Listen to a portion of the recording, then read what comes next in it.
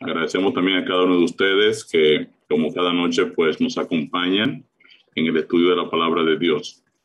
Hoy continuamos con este tema que es sumamente relevante, el Espíritu Santo en la Biblia. Y antes de dar inicio a la continuación de este tema, quiero presentarme delante de nuestro Dios. Querido Padre Celestial, te damos gracias por un día más que nos das, gracias por la vida, gracias por la salud, pero gracias por la salvación y la vida eterna que tú nos has dado a través de Cristo Jesús por medio de su gran sacrificio en la cruz del Calvario. Te queremos pedir, oh Dios, en el nombre de tu Hijo amado, que tu Santo Espíritu nos dirija en el estudio de la palabra y sobre todo en el estudio mismo de la persona del Espíritu Santo. Es un tema sumamente importante, necesitamos aprender más de la dirección del Espíritu Santo en la vida de cada uno de nosotros, cómo nos habla, cómo nos dirige, cómo nos guía. Y queremos, oh Señor, que tu palabra pues nos dé sabiduría para poder vivir una vida que te agrade a ti en cada una de las áreas en las cuales nosotros nos desenvolvemos. Bendice de manera especial cada hermano que está con nosotros, cada familia aquí representada, la presentamos también delante de ti para que tu bendición les alcance. Gracias te damos, Señor, en el nombre de Jesús. Amén. Bien, rápidamente nosotros en el día de ayer dimos inicio a este tema de el Espíritu Santo en la Biblia. Y siempre me gusta hacer un pequeñito repaso para que entremos siempre en el contexto de lo que estamos hablando, en lo que estuvimos hablando. Nosotros pues en el programa estamos dando respuesta a las dos problemáticas fundamentales del ser humano, el problema de la muerte, el problema del pecado, y cómo el Evangelio pues provee una solución a estos dos flagelos tan terribles. Hablamos un poco sobre el nuevo nacimiento, que ya lo vimos, y dijimos que el nuevo nacimiento inicia con el bautismo, tal y como enseña Hechos 2, 37 y 38, que nos dicen: Al oír esto, se compungieron de corazón y dijeron a Pedro y a los otros apóstoles: varones, hermanos, ¿qué haremos? Pedro les dijo: arrepentíos y bautícese cada uno de vosotros de vosotros en el nombre de Jesucristo para perdón de los pecados, y recibiréis el don del Espíritu Santo. Muy bien, quiere decir que en el bautismo es donde inicia la experiencia de la vida cristiana. Es por medio del arrepentimiento y el bautismo donde Dios efectúa estas dos grandes acciones que son relevantes. Número uno, Dios borra el historial de pecado de nuestras vidas, borra todas nuestras transgresiones y nos habilita ahora con una presencia que antes no teníamos. Durante toda la vida, antes de conocer el Evangelio, pues nosotros habíamos estado dependiendo de nuestra propia naturaleza carnal, que decíamos es naturalmente egoísta. Nosotros somos el centro en toda la dinámica de nuestras vidas y obviamente necesitamos experimentar el carácter de amor incondicional de Dios. Necesitamos un cambio de naturaleza, un nuevo nacimiento. Jesús le dijo a Nicodemo: Nicodemo, lo que es nacido de carne, carne es; lo que es nacido del Espíritu, Espíritu es. Es necesario que tú nazcas otra vez.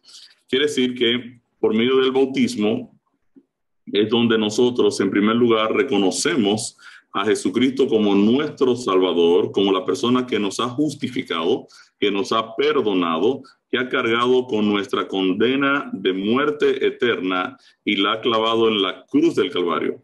Cristo ha tomado el decreto de muerte que gravita sobre cada ser humano pecador y lo ejecuta en la cruz del Calvario.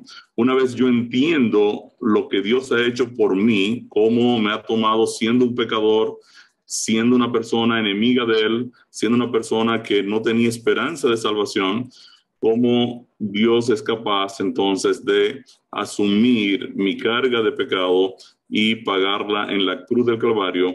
Y esta calidad de benigno, esta calidad de bueno de nuestro Padre Celestial, es lo que provoca en nosotros entregar nuestras vidas a Cristo.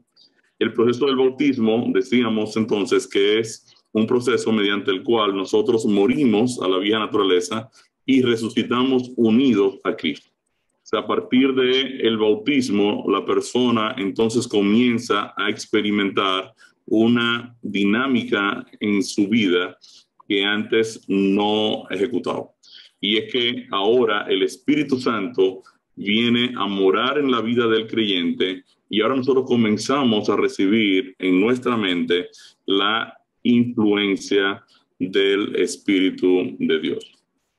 Obviamente, la idea que Dios tiene cuando coloca su Espíritu Santo en nosotros es que el Espíritu Santo se convierta ahora en el amo y el Señor de nuestras vidas, de manera que pueda desplazar al pecado, quien era quien nos gobernaba y quien nos esclavizaba y quien tenía obviamente nuestra agenda.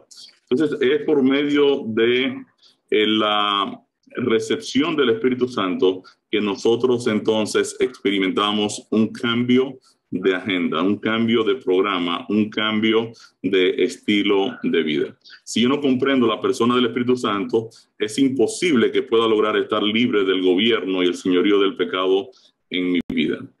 En el día de ayer dimos introducción al tema del Espíritu Santo y su obra en la experiencia de la salvación.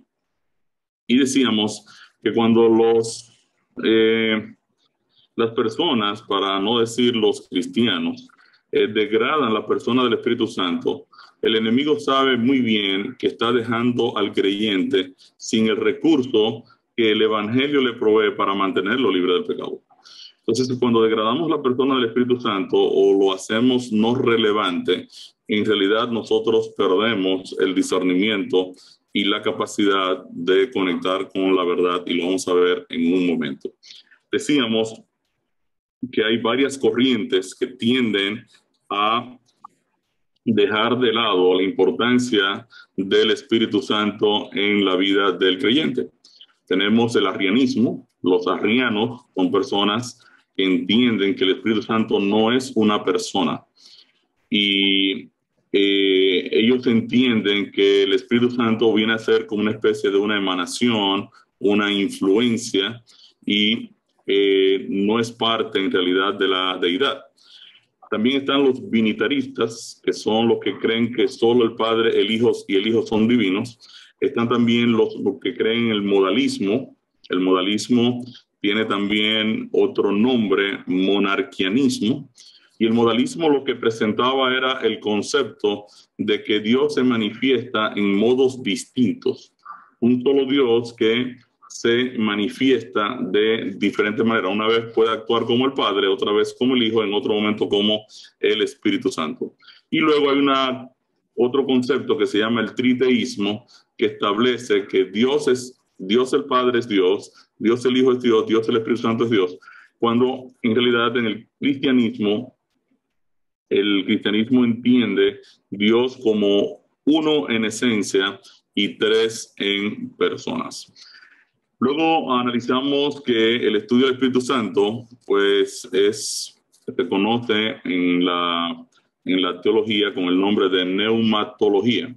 Neumatología es una palabra combinada de neuma, que significa viento o soplo o espíritu, y logos, que viene también del griego logos, donde los griegos entendían el logos como la razón, el orden, la palabra, la lógica.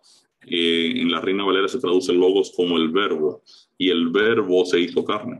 El logos se hizo carne. Decíamos entonces que la neumatología en realidad lo que trata es de estudiar al Espíritu Santo y sus características y su obra. Vimos también que en la Biblia el Espíritu Santo se presenta como viento en Juan 3:8, como fuego en Hechos 2, 3 y 4, como paloma en Mateo 3:16 y como aceite en Zacarías 4, 1 al 6. Todos estos son símbolos de cómo el Espíritu Santo se presenta en las Escrituras. Analizamos también en el día de ayer la condición de Dios, del Espíritu Santo. En muchos textos bíblicos se compara al Espíritu Santo con el mismo Dios. Vimos que en la concepción de Jesucristo, el ángel Gabriel le dice a María en Lucas 1, 32 al 35, el Espíritu Santo vendrá sobre ti y el santo ser que nacerá será llamado Hijo de Dios, dando a entender de que la concepción de María, que fue provocada por el Espíritu Santo, en realidad es una concepción de parte de Dios. Vimos también el caso de Ananías y Zafira en Hechos 5, 3 y 4, donde Pedro le dice a Ananías que al mentirle al Espíritu Santo, en realidad le estaba mintiendo a Dios. Vimos también que en la Biblia hay una conexión del Padre y del Hijo y del Espíritu Santo. Lo vemos en la Gran Comisión, cuando Jesús manda a los discípulos a discipular, a predicar el Evangelio y bautizar a las personas y enseñarles que guarden las cosas que él ha dado. Jesús le dice a los discípulos, vayan y bauticen en el nombre del Padre, del Hijo y del Espíritu Santo. Vimos también en 2 de Corintios 13 y 14, esta despedida del apóstol Pablo de su carta. Dice, la gracia del Señor Jesucristo, el amor de Dios y la comunión del Espíritu Santo sean con todos vosotros. Y Hechos 10:38 es un texto también muy interesante. Génesis, si nos lo puede leer, por favor. Como Dios ungió con el Espíritu Santo y con poder a Jesús de Nazaret, y como éste anduvo haciendo bienes y sanando a todos los oprimidos por el diablo, porque Dios estaba con él. Pues fíjense que el Espíritu Santo había ungido a Cristo y el texto declara que Dios estaba con Cristo, dando a entender que el Espíritu Santo pues también es parte de la deidad. Vimos algunas características del Espíritu Santo. Por ejemplo, en Hebreos 9:14 se presenta el Espíritu como eterno, una característica de Dios que no tiene principio ni fin. Vimos también que el Espíritu Santo es omnipresente en Salmo 139, 7 al 10. Vimos que el Espíritu Santo conoce hasta lo profundo de Dios en 1 Corintios 2, 10 y 11. Entonces ahí básicamente nos quedamos en el día de ayer. En esta sección vamos a hablar de las características del Espíritu Santo como persona, Y resulta interesante que la palabra espíritu en la Biblia, que es rúa en hebreo, rúa, y neuma en griego, en ambos idiomas, tanto en hebreo como en griego, esas palabras se traducen como viento, soplo, aliento, espíritu. Cuando ambas palabras, rúa, se encuentra acompañada de kodesh en hebreo y neuma se encuentra acompañada de agios en griego, la expresión se refiere específicamente al Espíritu Santo. La palabra kodesh en hebreo es santo, lo mismo que agios en griego es santo. Cuando se presenta rúa kodesh, entonces estamos hablando del Espíritu Santo o neuma agios como el Espíritu Santo. En la Biblia también encontramos en múltiples ocasiones Rúa Elohim, traducido al español como Espíritu de Dios. Lo que niegan las personas del Espíritu Santo comparándolo con una fuerza o energía, nunca han negado la calidad de persona de los demonios y los ángeles fieles definidos como espíritus en la Biblia. Y esto me parece muy interesante porque la gente dice, no, lo que pasa es que el espíritu no es un cuerpo. Y bueno, los ángeles tampoco lo son. Y los ángeles obviamente actúan como personas, como enviados, como individuos que se comunican, que hablan, que pueden mantener una conversación. Lo mismo pasa con los demonios. Por ejemplo, el ángel Gabriel, al presentarse a Daniel, conversa con Daniel y le explica las profecías. A nadie se le ocurre pensar que el ángel Gabriel es un poco de energía que conversa con el profeta y le explica los misterios de la visión. O sea, yo nunca he visto a un bombillo conversando. ¿Ves? Da luz y la luz es energía, pero la energía no conversa, no escucha, no razona, no responde. De igual manera, cuando el endemoniado gadareno se encontró con Jesús, una legión de demonios, espíritus malignos, poseían al endemoniado gadareno. Nadie pensaría que estos espíritus inmundos en posesión del gadareno eran un poco de energía negativa que se encontraban en control del endemoniado y que podían mantener una conversación con Cristo. Entonces, esto es bien interesante porque la propia palabra de Dios dice que el Padre es espíritu en Juan 4. El Dios el Padre se presenta en espíritu. O sea, Dios es espíritu, le dice Jesús a la mujer samaritana, y los que le adoran a Dios le adoran en espíritu y en verdad. Entonces, es obvio que el hecho de que Dios tenga un cuerpo espiritual no significa que no es una persona. Por eso, cuando uno estudia la Biblia, yo creo que 1 Corintios 4:6 es una buena guía para nosotros tener cierto cuidado cuando vamos a hablar de Dios, de su naturaleza, de su esencia. Y miren que dice 1 Corintios 4:6. Pero esto, hermanos, lo he presentado como ejemplo en mí y en Apolos por amor de vosotros, para que nosotros aprendáis a no pensar más de lo que está escrito, no sea que por causa de uno os envanezcáis unos contra otros. Es importante nosotros no inferir o irnos más allá de lo que está escrito y empecemos como a tratar de adivinar. Cuando nosotros hablamos de la naturaleza de Dios, estamos hablando obviamente de un misterio, estamos hablando de un ser que es infinitamente mucho más complejo que nosotros, mucho más grande, es un ser extraordinario. Y yo tratar de explicar a Dios o encasillar a Dios o decir Dios es así o Dios es así, pues debo tener cierto cuidado de no irme más allá de lo que está escrito. Una de nuestras maestras de grupo pequeño le preguntó en una ocasión a un hermano antitrinitario en qué le beneficiaba eliminar la calidad de Dios y de persona del Espíritu Santo. O sea, ¿cómo esto mejora tu crecimiento espiritual y te garantiza tu salvación? Él no pudo responder. En realidad, él sencillamente no tenía una respuesta. De forma similar, yo le pregunté a un hermano antitrinitario que niega a la persona del Espíritu Santo, si el Espíritu Santo es una influencia, ¿cómo se relaciona específicamente contigo? O sea, ¿cómo te guía? ¿Cómo tú escuchas su voz? ¿Cómo es el interfase de relación entre tu dinámica de obediencia y el Espíritu Santo? Nunca más volvió a contactarme por WhatsApp y todavía estoy esperando la respuesta. Entonces, cuando nosotros vamos a la Biblia, vamos a ver una serie de características que tiene el Espíritu Santo, que son características de persona. Y vamos a ver en los siguientes textos cómo se presenta en la Biblia características de persona que tiene el Espíritu de Dios. Vamos a leer Juan 14:26. Mas el Consolador, el Espíritu Santo, a quien el Padre enviará en mi nombre, Él os enseñará todas las cosas y os recordará todo lo que yo os he dicho.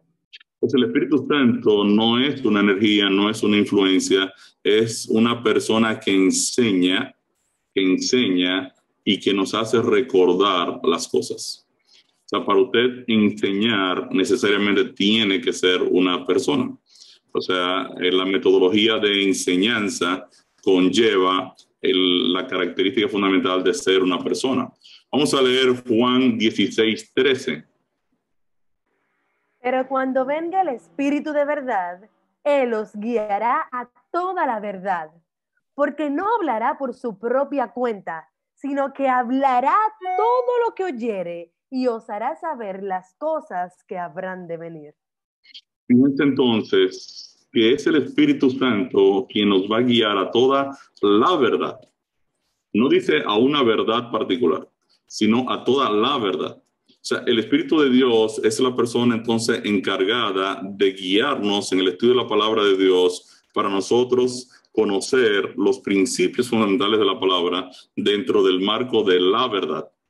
Y esto es fundamental y creo que este es uno de los temas complejos, porque resulta incluso hasta paradójico de que las personas que niegan el Espíritu Santo pretendan conocer la verdad cuando niegan su esencia. En otras palabras, si yo niego que el Espíritu Santo es una persona, pues obviamente el Espíritu Santo no me va a poder guiar a toda la verdad. Y si no me guía a toda la verdad, pues obviamente de igual manera nunca me voy a empatar con la información correcta. Fíjense que también el texto dice que el Espíritu Santo nos va a hablar a nuestra mente. O sea, nosotros vamos a escuchar en nuestros pensamientos direcciones particulares de mira, esto no me gusta o esto no está bien o mira, apártate de esta situación o apaga este televisor o cámbiate el canal o mira, ponte a estudiar la Biblia o ponte a orar. O sea, nosotros vamos a estar siendo influidos por la dirección del Espíritu Santo en nuestras vidas y Él nos estará hablando a nuestra mente. Hablar es una característica de persona. ¿Ve? La energía no habla. Usted explota una bomba en un sitio con una gran energía, esta bomba no va a decir absolutamente nada. ¿Ven? O sea, hablar es una característica de persona. Juan 15:26, ¿qué nos dice? Pero cuando venga el Consolador, a quien yo os enviaré del Padre, el Espíritu de verdad, el cual procede del Padre, Él dará testimonio acerca de mí. Testimonio, testifica. O sea, el Espíritu Santo va a hablar de Cristo, va a resaltar a Cristo. Quiere decir que es una característica notable de persona. Él testifica, da testimonio, es un testigo de la obra de Cristo en nuestras vidas. Vamos a leer Romanos 8:26. Y de igual manera, el Espíritu nos ayuda en nuestra debilidad.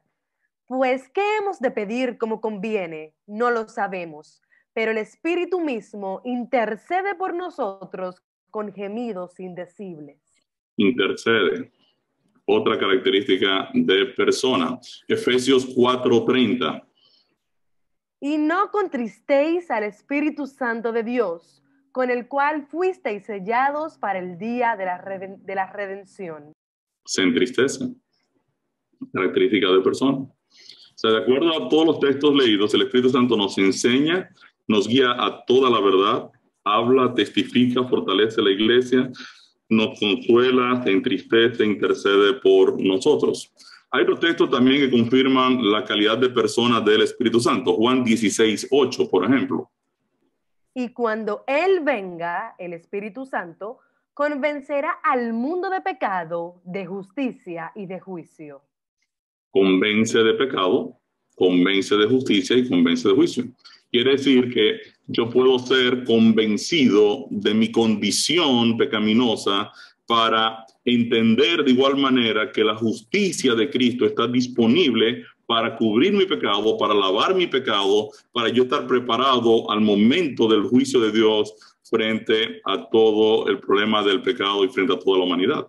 Entonces, el Espíritu Santo nos convence, nos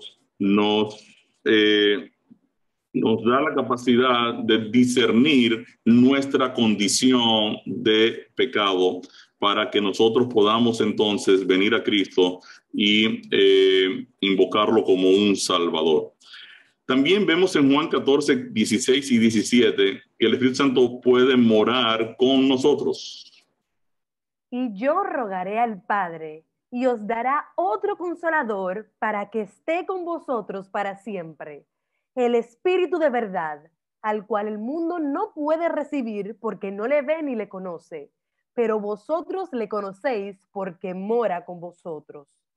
Muy bien, mora con nosotros. Quiere decir que cuando somos bautizados, Dios va a colocar ahora al Espíritu Santo a trabajar en nuestras vidas.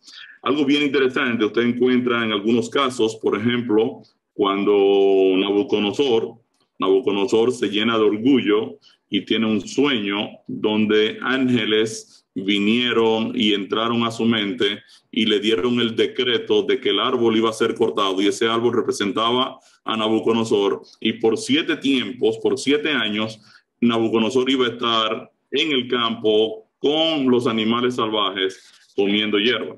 Y exactamente eso fue lo que pasó. Y obviamente esto significa que los ángeles también tienen esa capacidad de poder entrar a nuestra mente o entrar a nuestras visiones y darnos un mensaje de parte de Dios. En este caso de Nabucodonosor fue un mensaje de parte de ángeles vigilantes, dice el texto. Los ángeles de cierta jerarquía dieron la orden de darle una reprensión a Nabucodonosor para que aprendiera a respetar al Dios Altísimo. Y ellos vinieron e intervinieron en la mente de Nabucodonosor. Y los ángeles son espíritus ministradores. El Espíritu Santo funciona también dentro de esa dinámica. Vemos en Hechos 16:6 que el Espíritu Santo prohíbe decisiones. Y atravesando Frigia y la provincia de Galacia, les fue prohibido por el Espíritu Santo hablar la palabra en Asia. El Espíritu Santo prohíbe decisiones. Estos apóstoles querían ir a predicar en Asia y el Espíritu Santo se lo prohibió. Le dijo, no, ustedes no van a predicar ahora. También el Espíritu Santo habla a nuestra mente, dice Hechos 10:19. Y mientras Pedro pensaba en la visión, le dijo el Espíritu, he aquí 3 hombres te buscan. Bien, el Espíritu Santo habla a nuestra mente. También nos guía, de acuerdo a Gálatas 5:18. Pero si sois guiados por el Espíritu, no estáis bajo la ley. El Espíritu de Dios nos guía de forma que vivamos en armonía con la ley de Dios. También el Espíritu Santo ama, una característica de persona, ama. Nunca una energía o una fuerza podrá mostrar amor. Miren que dice Romanos 15:30. Pero os ruego, hermanos, por nuestro Señor Jesucristo y por el amor del Espíritu, que me ayudéis orando por mí a Dios. Y definitivamente el Espíritu Santo toma decisiones. Pero todas estas cosas las hace uno y el mismo Espíritu, repartiendo a cada uno en particular como Él quiere.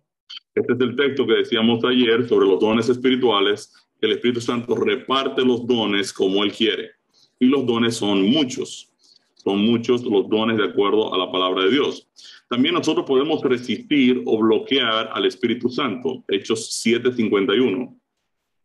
Duros de cerviz e incircuncisos de corazón y de oídos, vosotros resistís siempre al Espíritu Santo, como vuestros padres, así también vosotros. Excelente. Nosotros podemos bloquear al Espíritu Santo y esto es terrible. Yo puedo sencillamente decirle al Espíritu Santo, aquí no quiero que tú entres, yo voy a tomar control en este momento de mi vida. Hay muchas personas que están tomando controles de sus vidas, bloqueando obviamente la palabra de Dios. Por eso yo me sorprendo cuando veo a veces personas creyentes, ¿verdad?, que están en francas vidas de adulterio, o en francas mentiras, o en francos engaños. Entonces, obviamente, la persona está bloqueando la dirección del Espíritu de Dios, que ha dicho en la palabra de Dios que el adulterio es pecado o que la mentira es pecado. Entonces, obviamente, yo tengo que tener cuidado.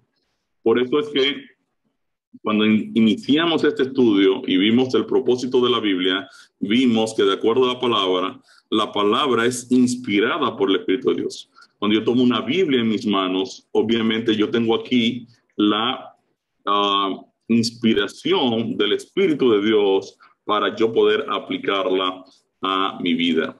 Hay una cita del Deseado de todas las gentes, página 625, que dice: el Espíritu Santo era el más elevado de todos los dones que podía solicitar de su Padre para la exaltación de su pueblo.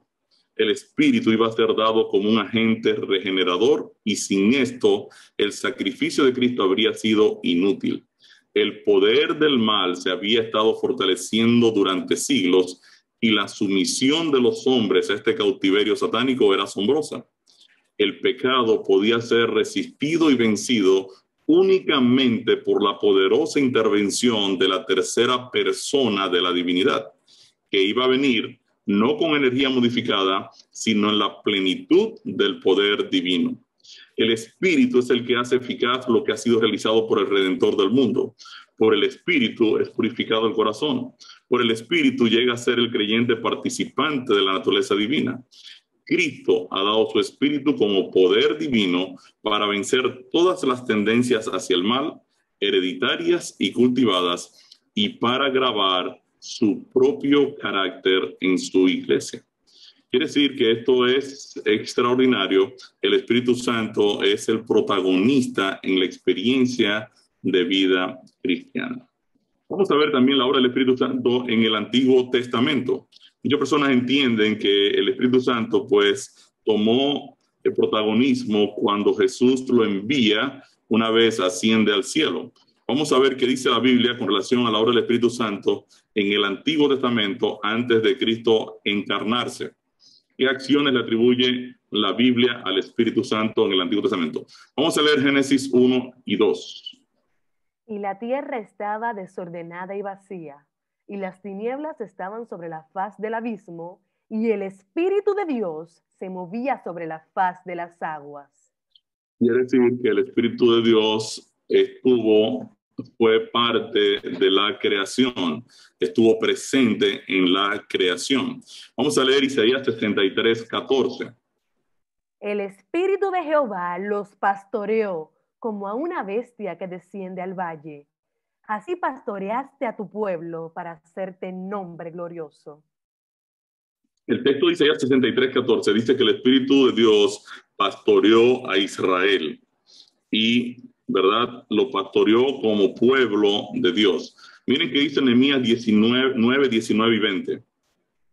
Tú, con todo, por tus muchas misericordias, no los abandonaste en el desierto. La columna de nube no se apartó de ellos de día para guiarlos por el camino, ni de noche la columna de fuego para alumbrarles el camino por el cual habían de ir. Y enviaste tu buen espíritu para enseñarles, y no retiraste tu maná de su boca, y agua les diste para su sed. Quiere decir que mientras Israel estaba en el desierto, el Espíritu de Dios estaba trabajando en la mente de cada uno de los miembros del pueblo. Salmo 143:10, el salmista dice: Enséñame a hacer tu voluntad, porque tú eres mi Dios. Tu buen espíritu me guíe a tierra de rectitud. El salmista está hablando de que el Espíritu Santo, él está solicitando a Dios que el Espíritu pues esté con él. En Salmo 51, el salmista dice: no retires de mí tu Santo Espíritu. Ageo 2:5 también nos habla de la obra del Espíritu Santo en el Antiguo Testamento. Según el pacto que hice con vosotros cuando salisteis de Egipto, así mi espíritu estará en medio de vosotros. No temáis.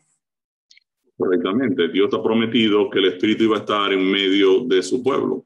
Otros textos en relación con el Espíritu Santo lo encontramos en Ezequiel 37:14. Y pondré mi espíritu en vosotros y viviréis, y os haré reposar sobre vuestra tierra. Y sabréis que yo, Jehová, hablé y lo hice, dice Jehová. El Espíritu Santo da vida, dice el texto. Ezequiel 36:27. Y pondré dentro de vosotros mi espíritu, y haré que andéis en mis estatutos, y guardéis mis preceptos, y los pongáis por obra. Quiere decir que el Espíritu Santo en nosotros va a hacer que obedezcamos y nos va a guiar por los mandamientos de Dios para que podamos ponerlos por obra. Quiere decir que como la ley de Dios es una réplica del carácter de Dios, yo necesito la intervención divina en mi vida para guiarme en la ruta de los elementos morales del carácter de Dios. En otras palabras, el Espíritu Santo va ahora a trabajar dentro de mí para guiarme en la obediencia a través del carácter o el código moral de Dios. Miren que dice Proverbios 1:23. Volveos a mi reprensión. He aquí, yo derramaré mi espíritu sobre vosotros y os haré saber mis palabras. Quiere decir que el Espíritu Santo también nos reprende y nos llama a la reprensión de parte de Dios. Miren que nos enseña Éxodo 35, 30 al 33. Y dijo Moisés a los hijos de Israel, mirad, Jehová ha nombrado a Bezalel y lo ha llenado del Espíritu de Dios, en sabiduría, en inteligencia, en ciencia y en todo arte, para proyectar diseños.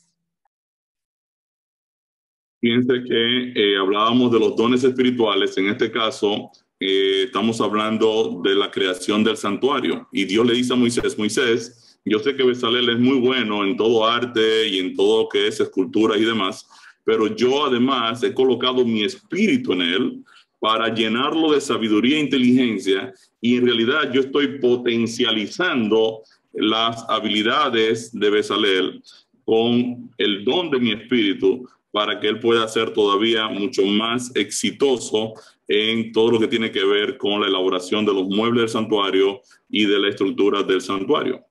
1 Samuel 16:13 nos dice: Y Samuel tomó el cuerno del aceite y lo ungió en medio de sus hermanos. Y desde aquel día en adelante el Espíritu de Jehová vino sobre David. Se levantó luego Samuel y se volvió a Ramá. Habita en las personas. Zacarías 7:11 y 12. Pero no quisieron escuchar. Antes volvieron la espalda y taparon sus oídos para no oír. Y pusieron su corazón como diamante para no oír la ley ni las palabras que Jehová de los ejércitos enviaba por su espíritu, por medio de los profetas primeros. Vino, por tanto, gran enojo de parte de Jehová de los ejércitos.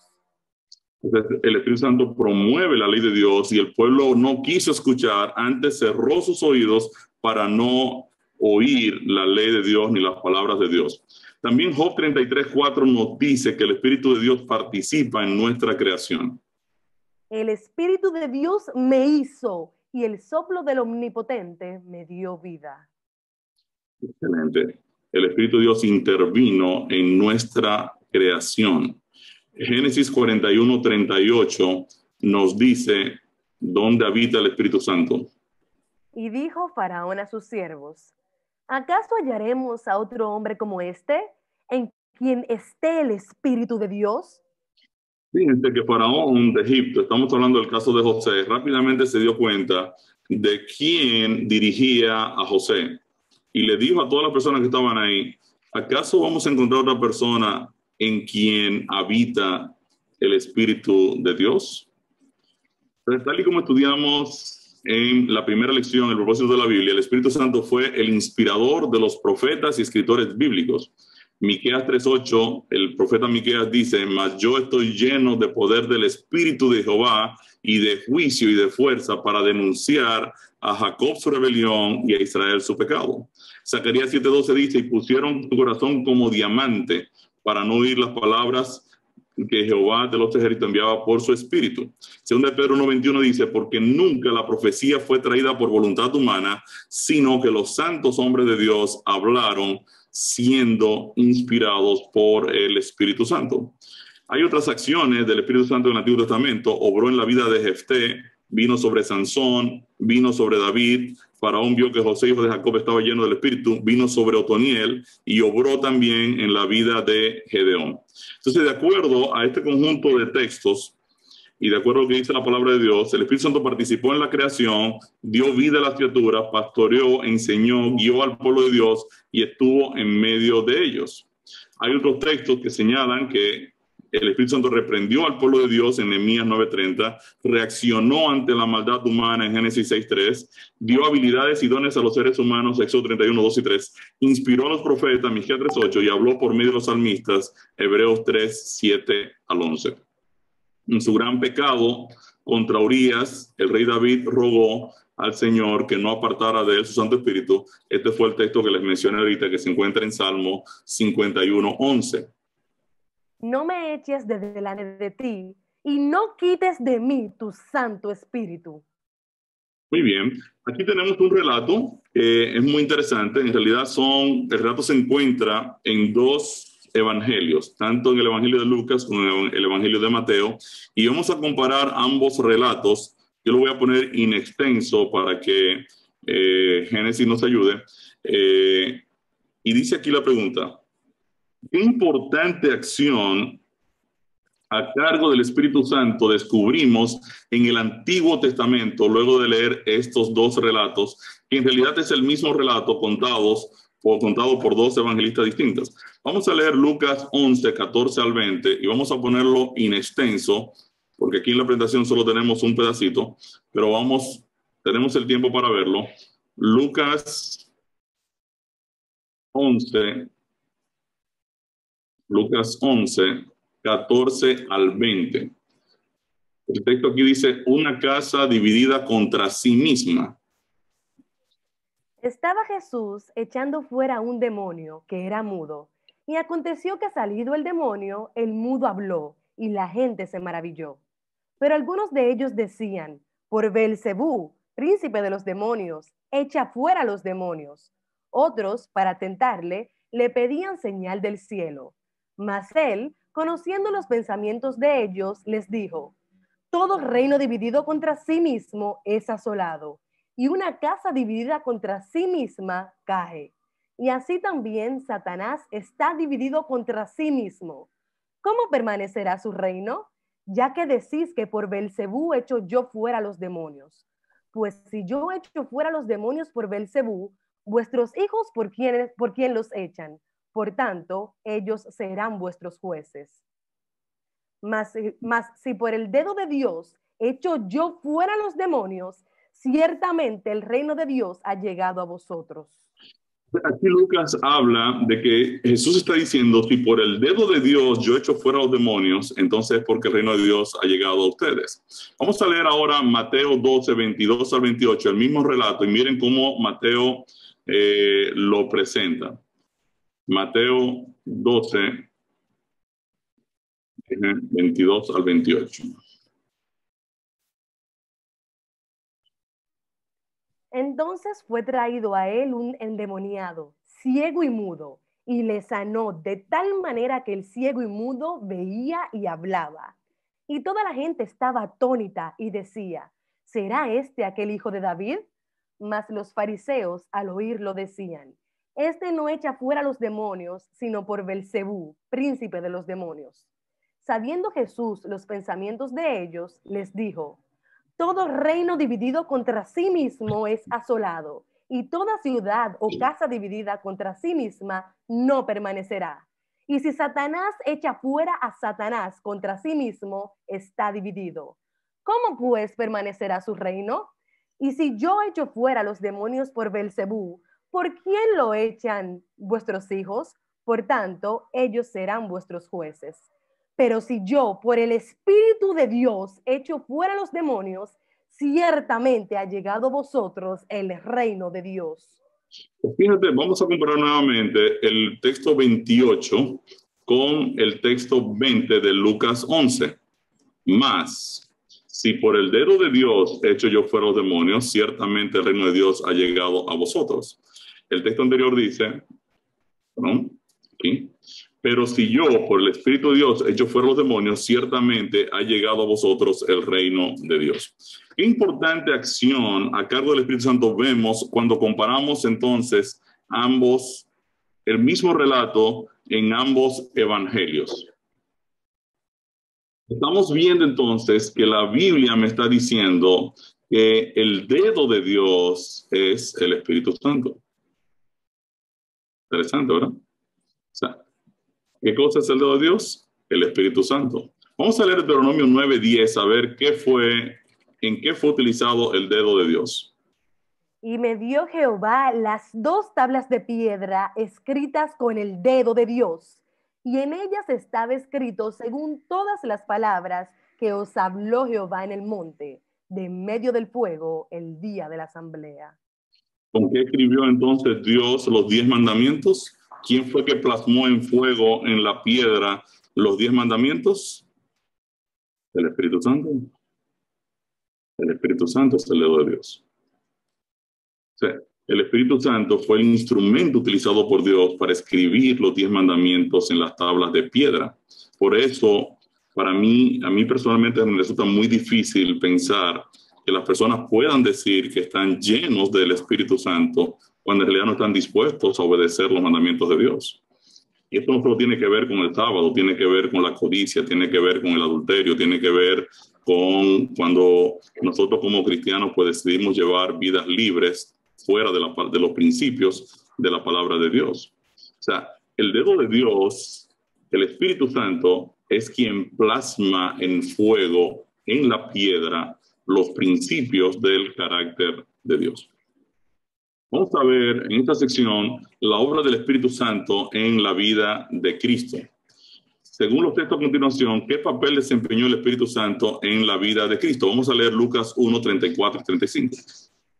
Entonces María dijo al ángel, ¿cómo será esto? Pues no conozco varón. Respondiendo el ángel, le dijo, el Espíritu Santo vendrá sobre ti y el poder del Altísimo te cubrirá con su sombra, por lo cual también el santo ser que nacerá será llamado Hijo de Dios.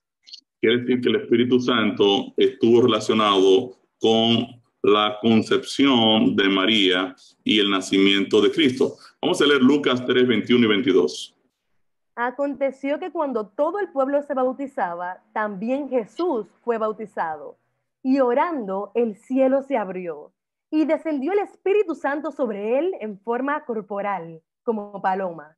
Y vino una voz del cielo que decía, tú eres mi Hijo amado, en ti tengo complacencia. Entonces, el Espíritu Santo viene y unge a Cristo al momento de su bautismo. Es quien lo certifica, quien habilita a Cristo para el inicio de su ministerio. Vamos a leer Lucas 4:1. Jesús, lleno del Espíritu Santo, volvió del Jordán y fue llevado por el Espíritu al desierto. Lleno del Espíritu Santo. El ungimiento de Cristo, que está en Lucas 4, en realidad ocurrió en su bautismo. Cristo fue lleno del Espíritu Santo para dar inicio completamente a su ministerio terrenal. Miren que dice Mateo 12, 16 al 18. Y les encargaba rigurosamente que no le descubriesen, para que se cumpliese lo dicho por el profeta Isaías, cuando dijo, he aquí mi siervo, a quien he escogido, mi amado, en quien se agrada mi alma. Pondré mi espíritu sobre él, y a los gentiles anunciará juicio. Muy bien, Jesús fue entonces concebido por el Espíritu Santo y durante su vida en la tierra siempre estuvo lleno de su presencia. Esto fue lo que le permitió vencer el pecado en todo momento, durante toda la historia de su vida. En el día de mañana vamos a ver el Espíritu Santo en nosotros y su obra de santificación en la vida de cada uno de nosotros. Ahora, terminamos con la historia del piloto resistente. Este es un suceso real que explica a manera de parábola la obra del Espíritu de Dios en nuestras mentes y nuestras conciencias. Y ocurrió en el año 1984. Un piloto de la línea aérea de Avianca acalló la alarma de seguridad de su avión que le indicaba que debía subir. Este piloto está despegando de un aeropuerto europeo y la alarma del avión comienza a darle la notificación, pull up, sube, pull up, y inmediatamente la caja negra grabó la voz del piloto cuando le dijo a la alarma, cállate, gringo, y la apagó. Unos minutos más tarde, el avión se estrellaba contra una cadena montañosa. Aunque es una historia trágica, este suceso explica a manera de parábola la obra del Espíritu de Dios en nuestras vidas. Dios nos capacita con la presencia del Santo Espíritu al momento de ser bautizados para ser guiados y dirigidos por medio de este a través de su voluntad. En muchas ocasiones el Espíritu de Dios nos dice, sube, sube, no lo hagas porque es malo, y entonces lo apagamos. 1 Tesalonicenses 5:19, la palabra de Dios nos advierte. No apaguéis al espíritu. No apagues el espíritu. O sea, yo puedo apagar el espíritu.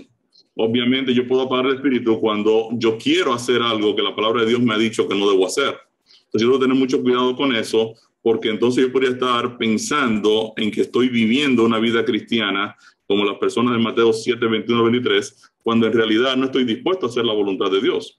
Entonces tenemos que tener mucho cuidado con esto y debemos siempre estar leyendo la palabra de Dios para entender los principios de esta a nuestras vidas.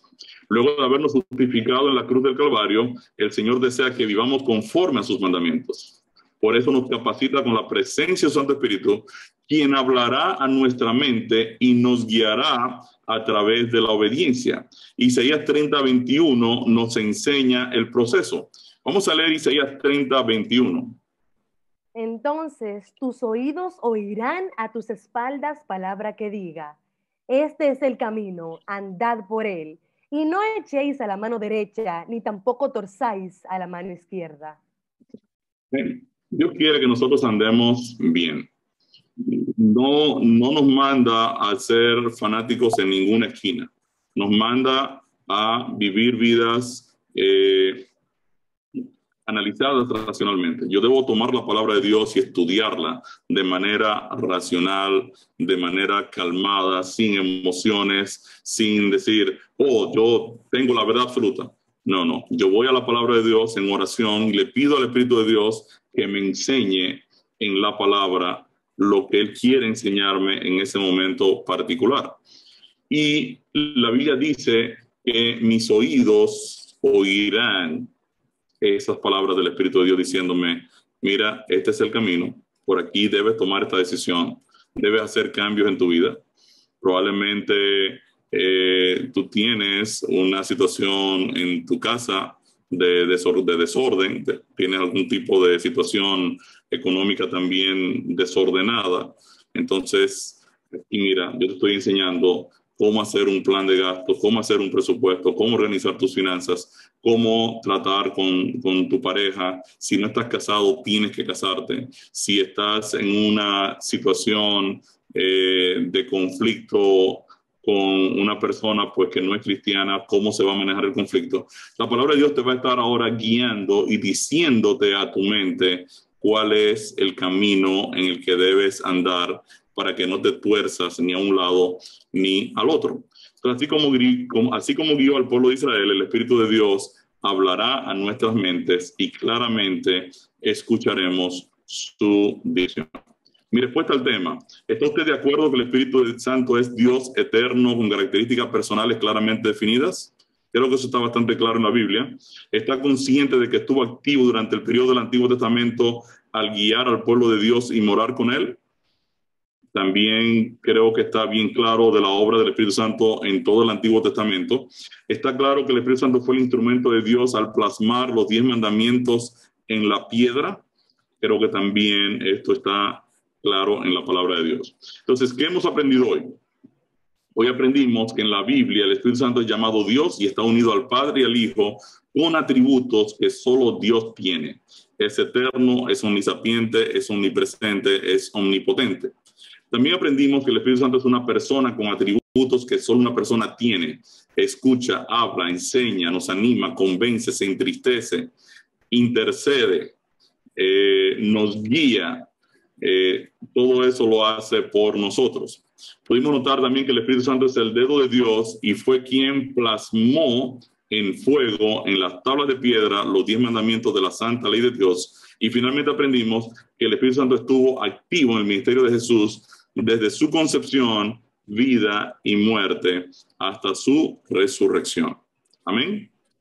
George. Gracias, ingeniero. Vamos a ver si de los presentes